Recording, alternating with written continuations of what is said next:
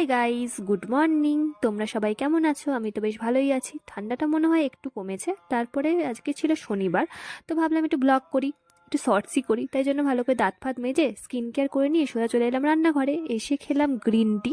অনেকদিন পরে green tea খাচ্ছি একটু হানি দিয়ে। আর গ্রিন টিটা শরীরের পক্ষেও খুব ভালো। তো এখন তো একটু শরীর কনসিয়াস হতেই হবে। তো তাই জন্য একটু গ্রিন টি খেয়ে তারপর চলে গেলাম রেডি হতে। কোথায় যাচ্ছি? একটু বাজারে যাচ্ছি। দিদা আর আমি বেরিয়েছিলাম একটু ফুল কিনতে এবং একটু মাছ কিনতে। তারপরে রাস্তায় দেখতে পেলাম ডাব।